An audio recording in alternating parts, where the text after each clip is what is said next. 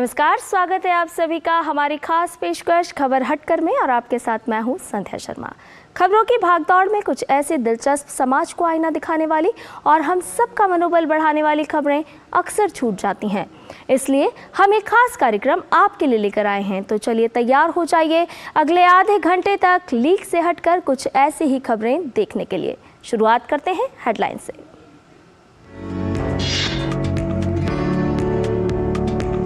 तमिलनाडु के तिरुवन्नामलाई में कार्तिकेय दीपम उत्सव पर हर्षोल्लास के साथ निकली भगवान अन्नामलाईयार की सवारी। गिरिवलम के दौरान भगवान अन्नामलाईयार ने बाहर निकलकर भक्तों को दिया आशीर्वाद।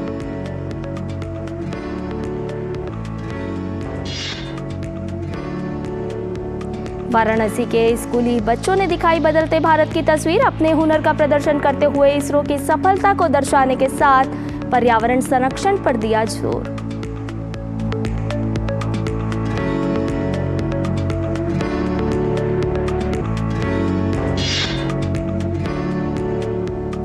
हिमाचल प्रदेश की राजधानी शिमला में कला एवं शिल्प मेले का आयोजन। मेले में प्रदेश भर के अलग अलग उत्पादों को किया गया प्रदर्शित। किन्नौरी शॉल और चंबा रुमाल ने खींचा सभी का ध्यान।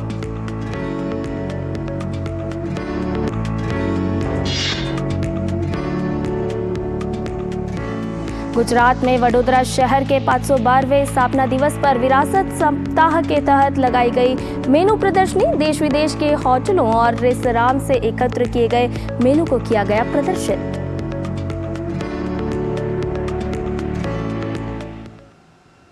और अब बात करते हैं परंपरा और विरासत की।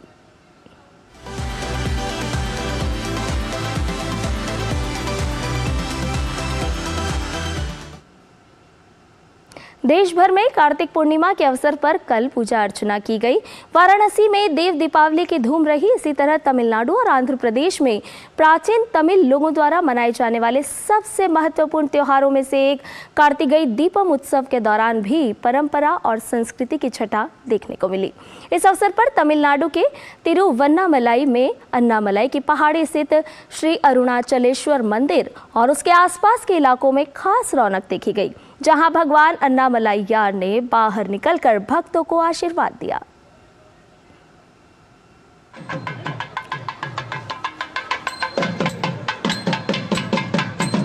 पूरे हर्षोल्लास और भव्यता के साथ निकाली गई ये सवारी है भगवान अन्नामलाईयार की, जो अन्नामलाई की पहाड़ी के आसपास के इलाकों की सैर पर निकले हैं।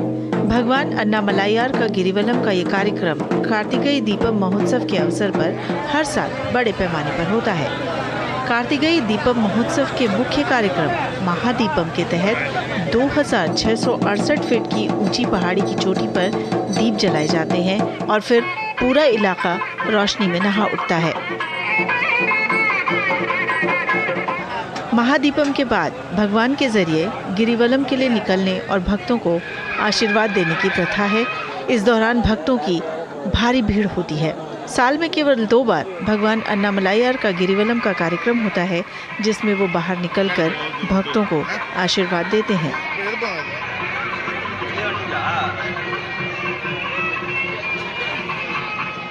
तमिलनाडु के तिरुवन्नामलाई में अन्नामलाई की पहाड़ी पर स्थित श्री अरुणाचलेश्वर मंदिर पंचभूत स्थलों में से एक है, जहां अग्नि रूप में भगवान शिव की पूजा होती है। यहां स्थापित शिवलिंग को अग्निलिंगम कहा गया है। भगवान शिव की उपासना को समर्पित ये मंदिर विश्व भर में भगवान शिव का सबसे बड़ा मंदिर है। लगभग 24 एकड़ क्षेत्रफल में अपने विस्तार के कारण ये भारत का 8वां सबसे बड़ा मंदिर माना गया है। मंदिर के निर्माण के लिए ग्रेनाइट और अन्य कीमती पत्थरों का उपयोग किया गया है। मंदिर परिसर में मुख्य मंदिर के अतिरिक्त 5 अन्य मंदिरों का निर्माण किया गया है। अन्नामलाई की पहाड़ी की तलहटी पर स्थित इस मंदिर में 4 प्रवेश द्वार हैं और यहाँ 4 बड़े गोपुरम बनाए गए हैं, जिनमें से सबसे बड़े गोपुरम को राजगोपुरा कहा जाता है, जिसकी ऊंचाई लगभग 217 फीट है और ये भारत का तीसरा सबसे बड़ा प्रवेश द्वार है। महाशिवरात्रि के अलावा श्री अरुणाचलेश्वर मंदिर का प्रमुख त्योहार कार्तिक पूर्णिमा है। इसे मंदिर में कार्तिक दीपम कहा जाता है, जो सदियों से मंदिर में मनाया जा रहा है। इस दिन मंदिर में विशाल दीपदान किया जाता है और हजारों की संख्या में दीपक जलाए जाते हैं। एक विशाल दीपक मंदिर की पहाड़ी पर प्रज्वलित किया जाता है, जिसे 2 से 3 किलोमीटर की दूरी से भी देखा जा सकता है। इसके अलावा हर पूर्णिमा को श्रद्धालु अन्नामलाई पर्वत की 14 किलोमीटर लंबी परिक्रमा नंगे पैर करते हैं। इसे गिरिवलम के नाम से जाना जाता है। Bureau report, DD news.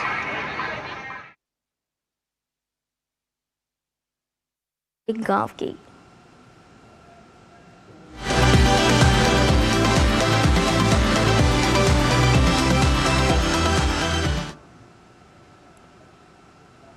Varanasi में आयोजित आर्ट एंड साइंस एग्जीबिशन के दौरान स्कूली बच्चों ने अपने कौशल और हुनर का शानदार प्रदर्शन करते हुए बदलते भारत की झलक पेश की।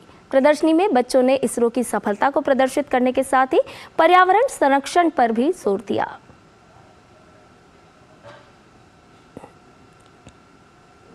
बदलते भारत की तस्वीर पेश की जा रही है, वो भी वाराणसी के एक स्कूल में, और मौका है आर्ट एंड साइंस एग्जीबिशन का। इस प्रदर्शनी में जिन बच्चों ने भाग लिया वे सब 8वीं से लेकर पहली कक्षा के छात्र छात्राएं हैं। इस प्रदर्शनी में बच्चों ने जहां अपनी टीम वर्क का परिचय देते हुए विभिन्न विषयों पर आधारित मॉडल बनाए, तो वहीं दूसरी तरफ प्रदर्शनी में आने वाले लोगों को अपने मॉडल के बारे में विस्तार से जानकारी भी दी। इस प्रदर्शनी में इजराइल हमास संघर्ष की विभीषिका हो या पर्यावरण का विश्व पर प्रभाव हो या फिर विश्व के 7 आश्चर्य, देश की तरक्की में इसरो का योगदान हो या फिर इतिहास, भूगोल, हिंदी और प्रत्येक विषय से संबंधित जानकारी इस प्रदर्शनी में मौजूद है। मुख्य अतिथि के तौर पर आए शहर के बिशप फादर यूसी ने कहा कि जहां बच्चे अपनी पढ़ाई से संबंधित जानकारी को प्रदर्शित कर रहे हैं, वहीं विश्व में शांति और पर्यावरण की भी बात कर रहे हैं। ये देखने को मिला है बच्चों में क्रियात्मक कार्य करने का क्षमता बहुत खूब है, और यही मुख्य अंग है शिक्षा का। जब बच्चा अपने नॉलेज को इम्प्लीमेंट करके एक्शन में उतारता है, वहीं पर उसका सही चैलेंज सामने आता है, वहीं पर वो सक्सेस और फेलियर को सामना करने के लिए एक एटीट्यूड डेवलप करता है। छोटे छोटे बच्चे जहां एक और इजराइल और हमास संघर्ष पर चिंता जता रहे हैं, वहीं दुनिया के 7 आश्चर्य भी दिखा रहे हैं, इसरो की तरक्की पेश कर रहे हैं, तो वहीं भारत में विविधता में एकता का भी परिचय दे रहे हैं। कहीं भूगोल के बारे में जानकारी दे रहे हैं, तो कहीं हिंदी साहित्य का भी प्रचार प्रसार हो रहा है। Israel and Palestine war.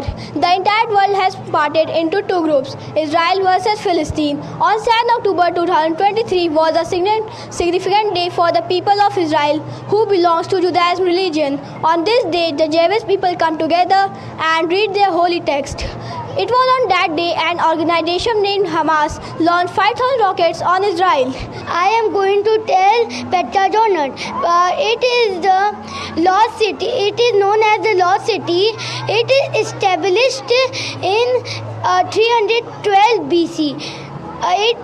It is one making oldest cities in the world. Jammu and Kashmir, the paradise of India.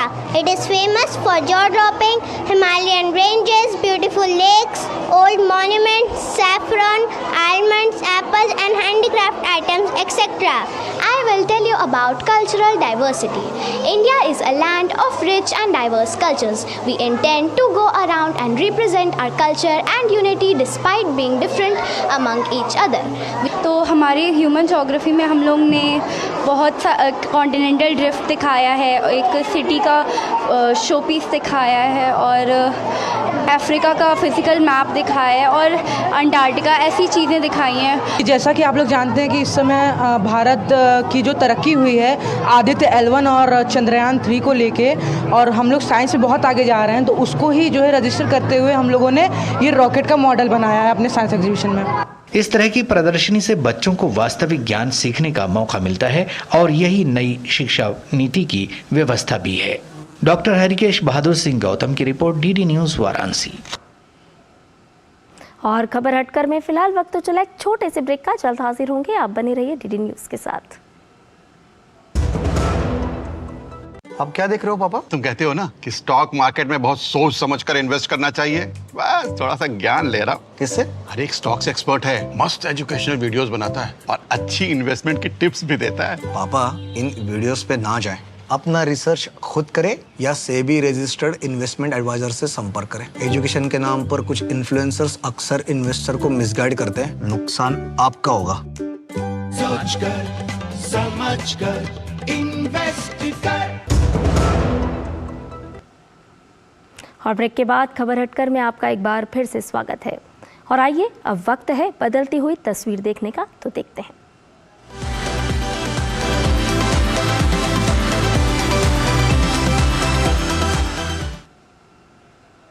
Himachal Pradesh की राजधानी शिमला के ऐतिहासिक रिज मैदान में राज्य संग्रहालय शिमला की ओर से कला एवं शिल्प मेले का आयोजन किया गया। इस मेले में प्रदेश भर के अलग अलग उत्पादों को प्रदर्शित किया गया।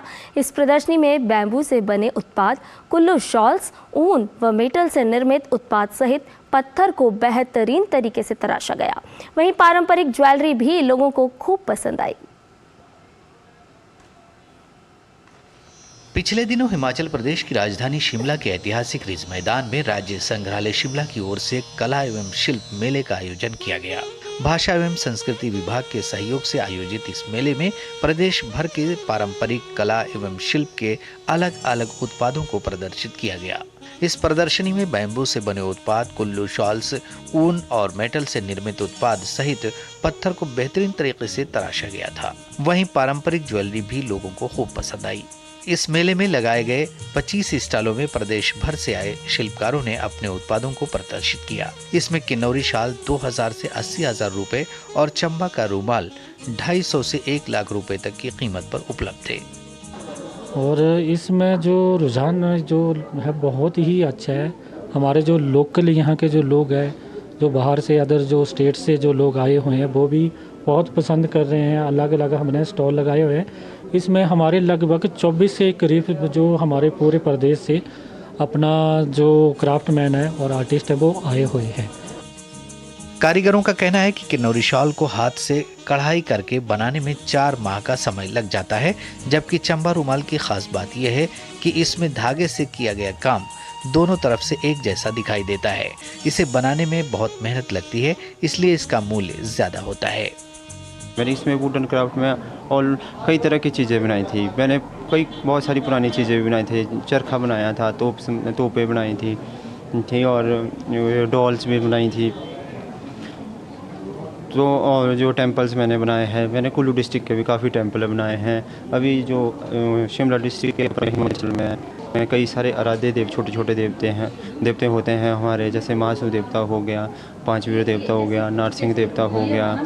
कई ऐसे देवते हैं जिन लोगों उनको इष्ट मानते हैं, उनके लिए छोटी छोटी देवरियाँ वगैरह बनाते हैं। तो मैंने इसमें देवरियाँ जैसे भी बनाई हैं।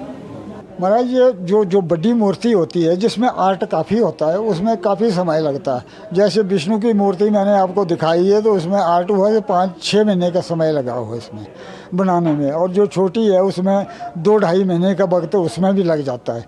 किसी में 18-20 दिन भी लगते हैं। आर्ट पर निर्भर होता है जी, और साइज पे को बनाने में टाइम लगता है कि इसको वर्क के हिसाब से हम लोग टाइम लगाते हैं। जैसे इसकी खासियत रहती है कि ये दोनों तरफ से सेम दिखता है, इसकी तो ये एक खासियत है। बाकी मोटिव के हिसाब से सर डिपेंड करता है। जैसे एक छोटा सा फ्लावर होता है जिसको 1 दिन में हम पूरा करते हैं, तो उसकी कीमत रहती है 200 से स्टार्ट होता है। फिर जैसे उस पर हम ये डिसाइड करते हैं कि उसमें कितना काम है और उसको बनाने के लिए कितने दिन लगे हैं, तो उस पर फिर इसकी कॉस्ट, उसकी वेरिएशन भी उसमें हमने कितनी डाली है, कितना वेरिएशन का काम किया है, उसके हिसाब से इसकी कीमत तय होती है। इस मेले में Kangra painting, metal craft, thangka painting, Kullvi shawl, पहाड़ी टोपी, चंबा पत्थर से बनी मूर्तियां, चीड़ की पत्तियों से बने उत्पाद, लकड़ी के उत्पाद, मिट्टी से बनाए गए बर्तन सहित अन्य चीजें प्रदर्शित की गई थीं। ये कई सारे यहाँ पे ऑथेंटिक वूल के शॉल, मफलर, स्कार्फ्स हैं एंड जो कि काफ़ी अच्छे एंड रीजनेबल रेट पे हैं, तो जो हमको वहाँ पे नहीं मिल पाते, बट शिमला में ये हमको खास चीज़ देखने को मिली। काफ़ी कुछ हैंडीक्राफ्ट में भी है, like pine leaves and all, pine का सामान, तो काफ़ी कुछ है यहाँ पे, डेकोरेटिव मटेरियल भी। शिमला का ये कला एवं शिल्प मेला हर साल पद्मदेव कॉम्प्लेक्स में लगाया जाता है।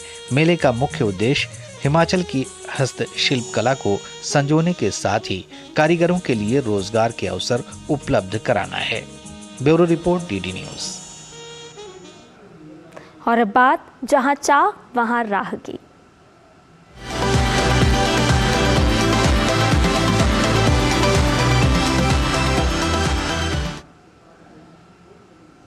गुजरात के वडोदरा शहर के 512वें स्थापना दिवस के अवसर पर विरासत सप्ताह मनाया जाता है, जिसके तहत शहर में विभिन्न प्रकार के आयोजनों के साथ यहाँ की कला और संस्कृति का प्रदर्शन किया जाता है। विरासत सप्ताह के तहत ही प्रसिद्ध वैज्ञानिक और पद्म अवार्ड से सम्मानित M.H. मेहता ने एक मेनू प्रदर्शनी आयोजित की, जिसमें उनके द्वारा देश विदेश के होटलों और रेस्तरां से एकत्र किए गए मेनू को प्रदर्शित किया गया।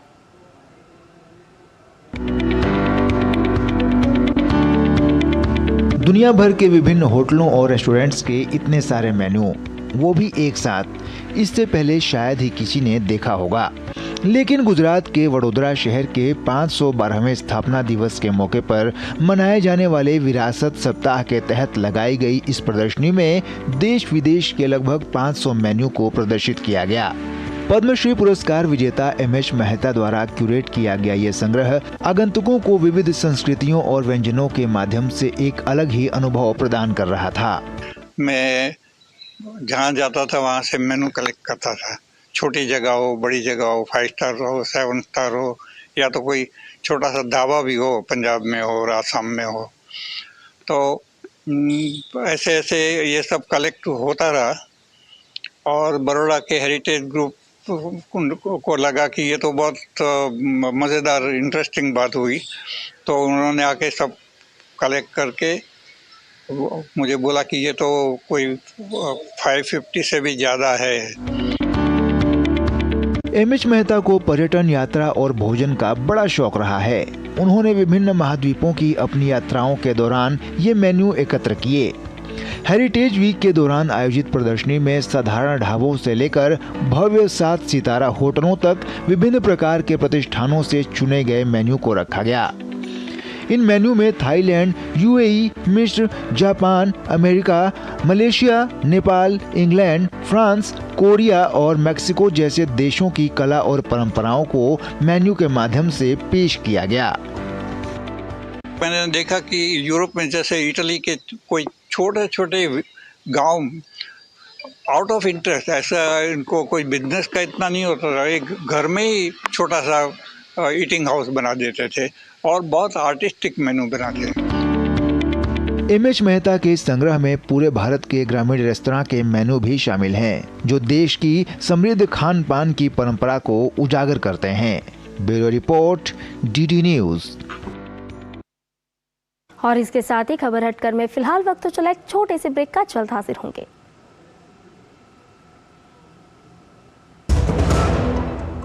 तुम्हें पता है इन्वेस्टर्स के लिए एक इन्वेस्टर प्रोटेक्शन फंड होता है, IPF। लेकिन अगर तुम्हारा ट्रेड एक्सचेंज पर एग्जीक्यूट नहीं हुआ या फिर कोई गारंटीड रिटर्न्स वाली स्कीम है, तो ये IPF आपकी मदद नहीं कर सकता है। और अगर आपका ब्रोकर ही डिफॉल्टर बन जाए तो फिर IPF आपको कॉम्पेंसेशन दिला सकता है। कहाँ से सीखा? NSE की साइट पर। सोचकर समझकर इन्वेस्ट कर।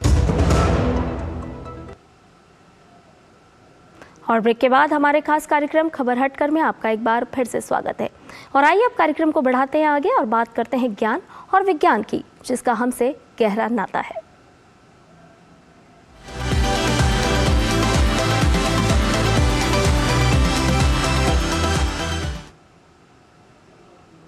योग मानसिक और शारीरिक स्वास्थ्य के लिए बेहतर विकल्प की तरह पूरी दुनिया में अपनी पहुंच बढ़ा चुका है। वहीं अब मिर्गी जैसी बीमारी में भी योग कारगर साबित होता नजर आ रहा है।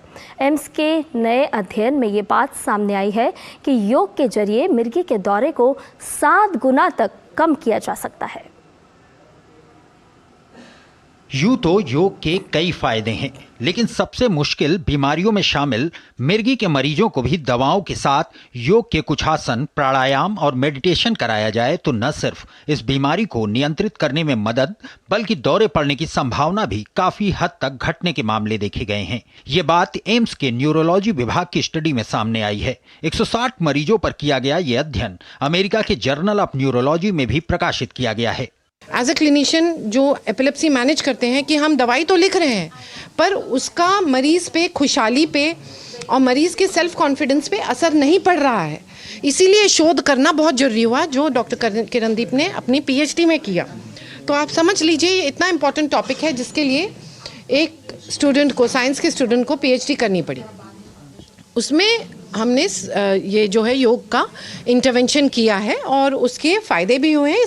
एम्स ने जिन 160 मरीजों को स्टडी में शामिल किया उनमें से 80 मरीजों को योगासन करवाए गए। बाकी 80 मरीज कंट्रोल ग्रुप में शामिल थे जिन्हें शाम योगा यानी योग जैसी लगने वाले ध्यान संबंधित व्यायाम कराए गए, जिसके दौरान योग करने से रोगियों में मिर्गी के दौरे में 7 गुना की कमी देखी गई।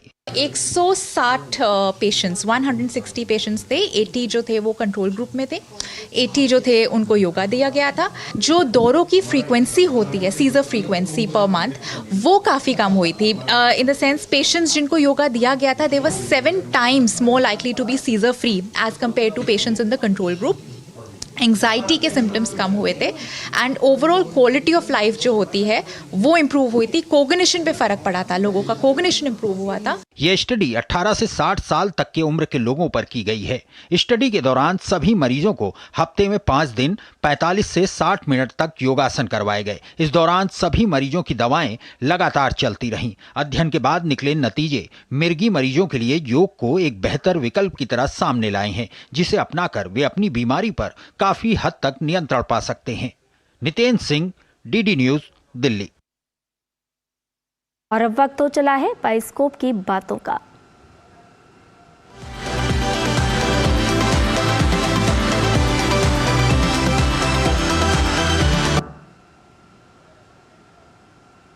अभिनेत्री नयनतारा की नई Tamil film Annapoorani the goddess of food का ट्रेलर रिलीज हो चुका है, जिसमें दिखाया गया है कि अभिनेत्री अपने माता पिता की इच्छा के खिलाफ शेफ बनना चाहती हैं। फिल्म 1 दिसंबर को रिलीज होने के लिए तैयार है। What does it mean? The goddess of food. Film जवान से बॉलीवुड में अपनी शुरुआत करने के बाद नयनतारा अपनी आगामी Tamil film Annapoorani the goddess of food को लेकर सुर्खियों में बनी हुई हैं। एक बार फिर अभिनेत्री अपनी नई फिल्म के साथ दर्शकों का ध्यान आकर्षित करने के लिए तैयार हैं, जहां वो एक महत्वाकांक्षी शेफ की भूमिका में नजर आएंगी। फिल्म निर्माताओं ने अब प्रशंसकों का उत्साह बढ़ाने के लिए फिल्म का ट्रेलर रिलीज कर दिया है। ये नयनतारा की 75वीं फिल्म है जो 1 दिसंबर को रिलीज होने के लिए तैयार है। नीलेश कृष्णा के जरिए निर्देशित इस फिल्म में नयनतारा एक बार फिर अभिनेता जय के साथ काम कर रही हैं। इससे पहले वो इटली की 2013 में आई फिल्म राजा रानी में नजर आए थे। பிடிச்சத பண்ணா லட்சத்துல ஒருத்தர் இல்லமா, லட்சம் பேருமே சூப்பர் ஸ்டார் ஆகலாம். இந்த ஃபர்ஸ்ட் ரவுண்ட் ஒரு ஃப்ரீ ஸ்டைல் ரவுண்ட்। अन्नपूर्णानी के कलाकारों में नयनतारा और जय के अलावा इस फिल्म में रेडिन किंग्सले, सत्यराज, कार्तिक कुमार और अन्य कई कलाकार शामिल हैं। नयनतारा अन्नपूर्णानी के बाद Test, Dear Students, Vicky 6, Kannappa और मन्नान गट्टी ही सिंस 1960 जैसी फिल्मों में नजर आएंगी।